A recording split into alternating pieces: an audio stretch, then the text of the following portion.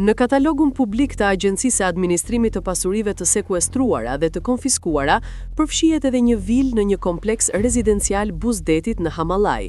Prona, e karakterizuar nga arkitekturë moderne dhe ambiente luksoze, është vendosur nën sekuestro me 23 mars 2023 me vendim të gjykatës së posaçme.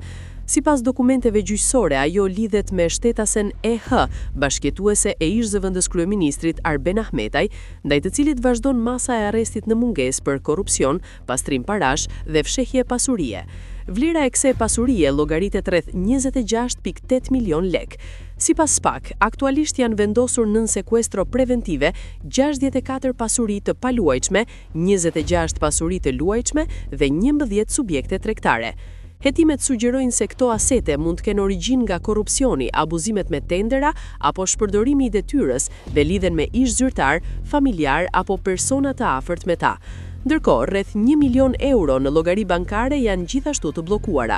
Në total, agjencia administron rreth 3.982 pasuri dhe prova materiale me vlerë të përafërt 62 milion euro. Një tjetër pronë nën sekuestro është një apartament në zonën Uji i Ftohtë në Vlorë, që dyshohet se lidhet me ish-ministrin e shëndetësisë Ilir Beqa, megjithse ai pretendon se e ka përdorur vetëm me qera. Hetimet sugjerojnë se investimet në mobilim mund të mos jenë deklaruar. Ekspertët ligjor theksojnë se hetimi i korrupsionit është kompleks, pasi përfitimet shpesh regjistrohen në emër të familjarëve ose përmes kompanive dhe transfertave ndërkombëtare. Për këtë arsye, analiza e pasurisë dhe ndjekja e ngjyrmës së paras konsiderohen thelbësore për zbulimin e korrupsionit në nivele të larta.